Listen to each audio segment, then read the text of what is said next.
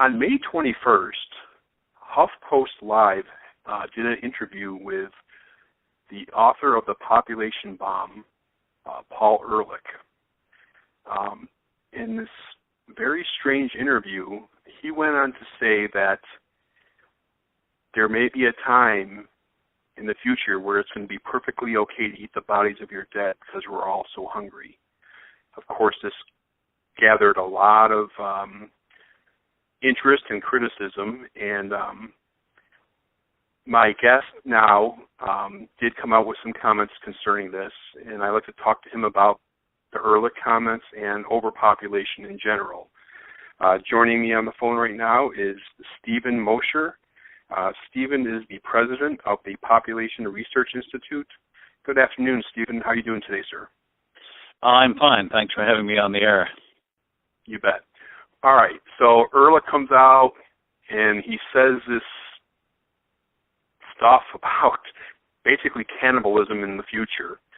What are your thoughts on that? Well, I should say first that Paul Ehrlich and I were colleagues at Stanford University many years ago. He was in the biology department, and I was in the anthropology department. So we were in different departments, and he is a world-renowned expert on butterflies. The man probably knows more about butterflies than anyone else in the world. Unfortunately, he's an entomologist. He's an entomologist. That's correct. Unfortunately, okay. that the knowledge about butterflies does not transfer over to understanding how human beings behave. And to suggest that we are so short of food on the planet that we may one day need to practice cannibalism is nonsense. It's nonsense, first of all, because we understand that cannibalism is barbaric behavior that is never permitted under any circumstances.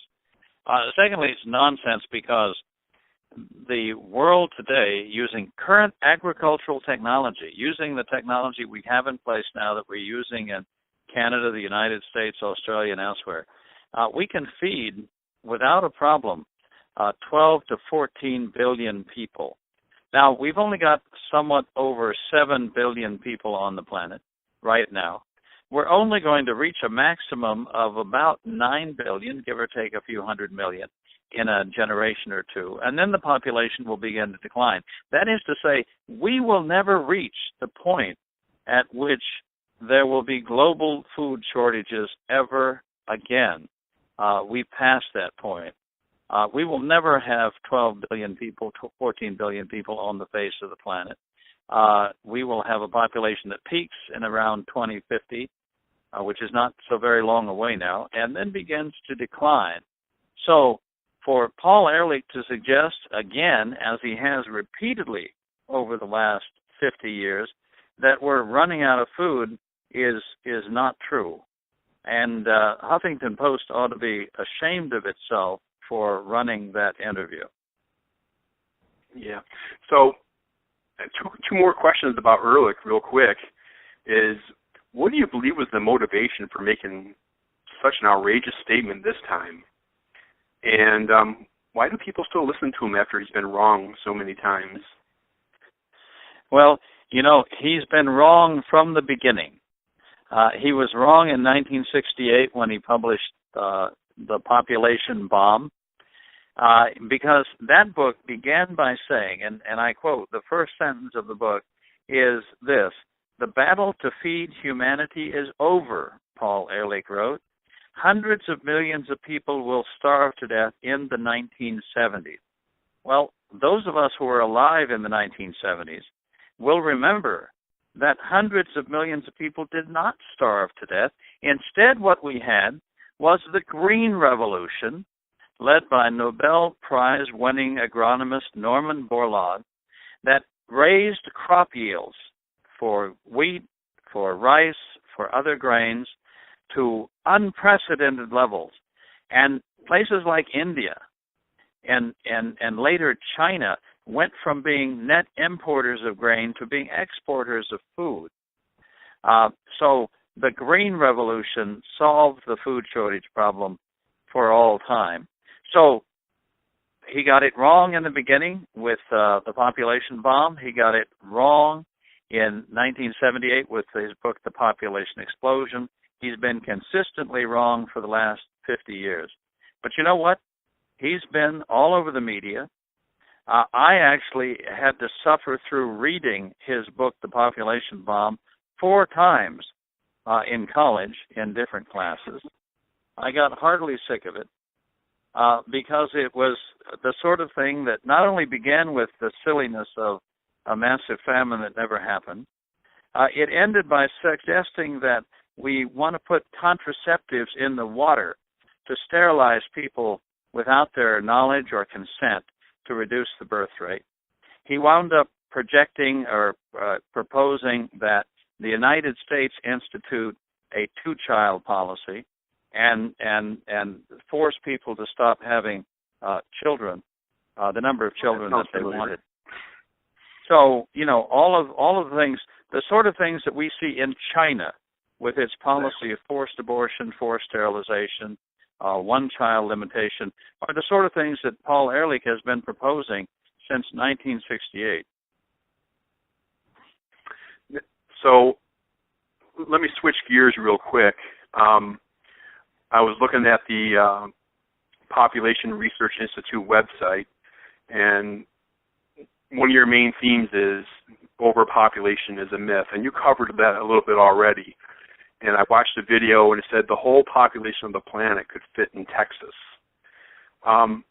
It's probably very difficult for many people to believe. Can you explain the research or whatever's behind the statements that you make on the website concerning overpopulation?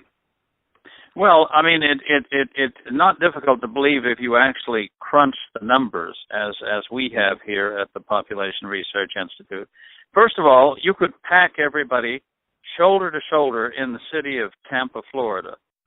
I'm not suggesting that we could live very long like that, but that's just a way of demonstrating that the world is still pretty much an empty place. You could also take the 7.1 billion people on the planet today and fit them in the state of Texas and give everybody a house, a single-family dwelling with a front and backyard, and the rest of the world would be empty. Again, that's just a way of illustrating that the world is still largely a pretty empty place. I'm not suggesting everybody move to Texas. I kind of like Texas the way it is. But the fact is that given the 250,000 square miles of Texas and given the number of people on the planet, if you divide one into the other, you wind up with the density of a lot of places, of cities, of suburbs, and that shows that you've got Africa, you've got Latin America, North America, you've got many places in the world which are still fairly sparsely populated. So this hysteria over something called overpopulation is overwrought.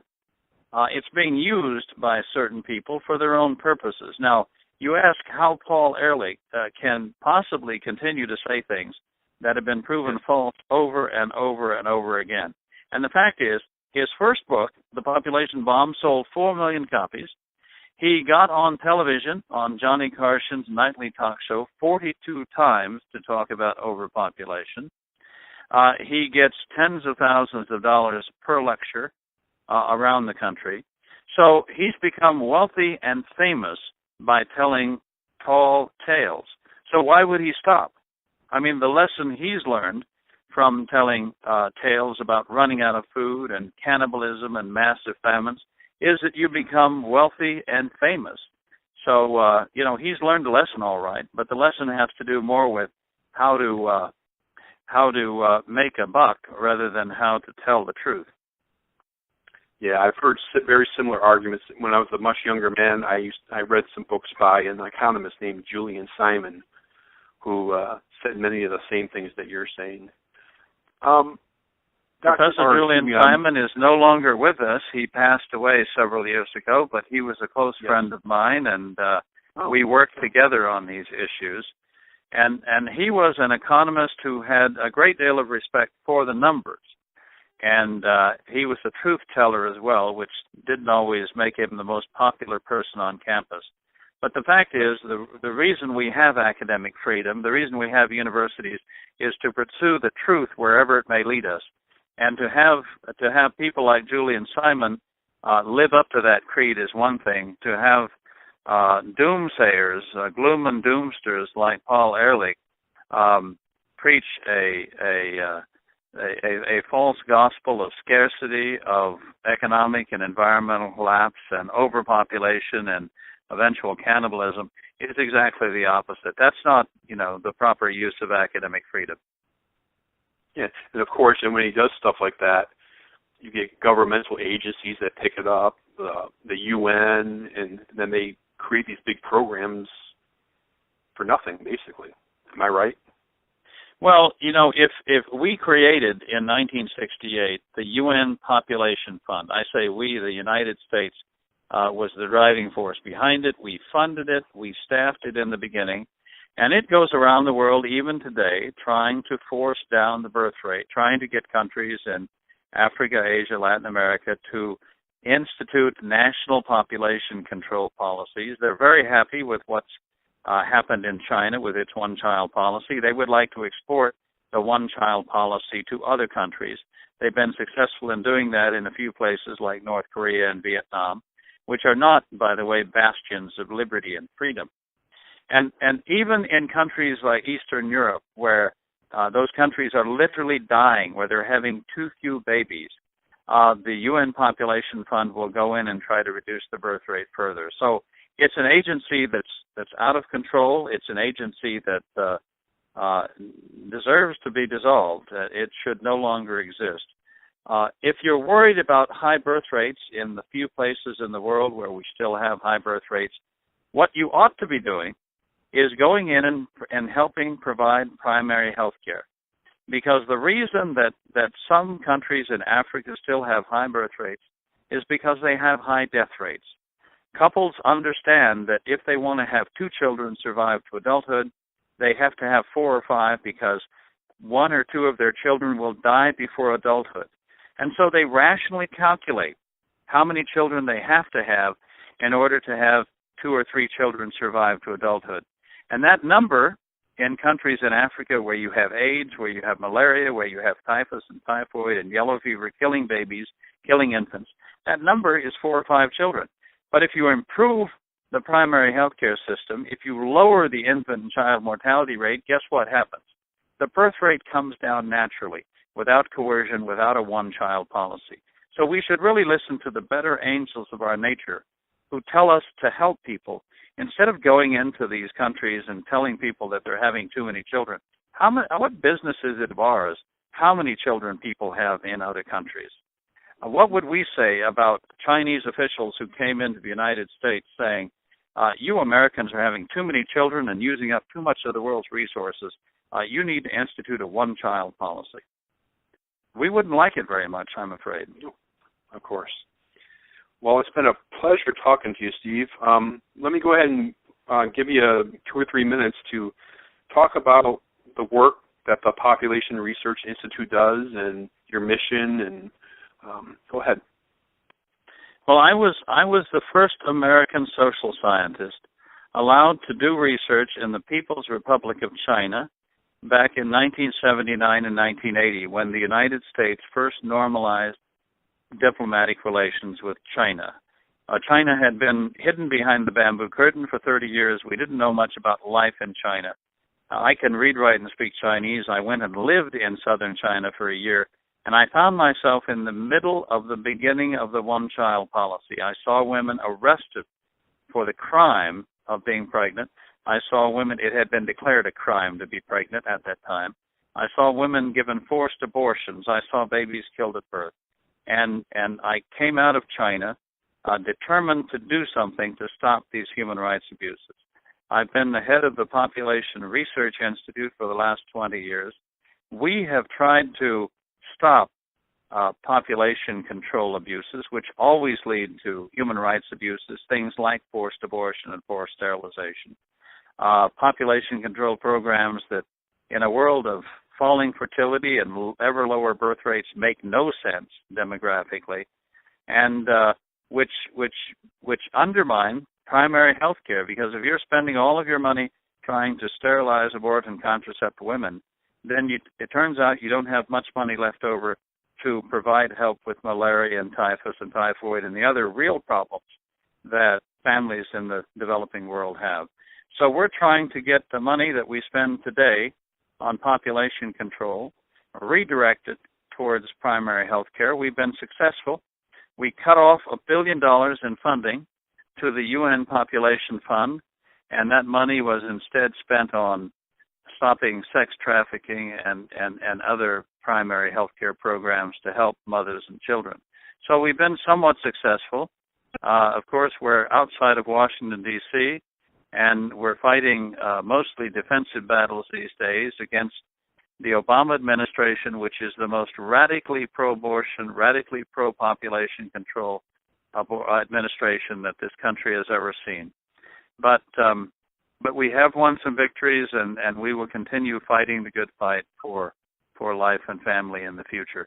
We can be visited on the web at pop.org. That's pop.org, where we've got lots of information. You mentioned the YouTube videos. We've got several short 2-minute YouTube videos that are designed to reach high school and college students who are often fed this misinformation about overpopulation, often led to believe there are too many people on the planet and we should be disposing of some of them, which we, of course, shouldn't be. And it makes the case that people should be seen not just as consumers, but as producers. That every stomach comes into the world with 2 hands attached, every mouth is backed by a creative intelligence, and generally each generation tries to leave the world a better place than it found it. So that's what we do, and I'm happy to have the chance to talk to you today. No, I really appreciate it. I've been talking to Stephen Mosher. He's the president with the Population Research Institute. Thank you, Steve, for talking to me, and have a great weekend, sir. Thank you. You bet.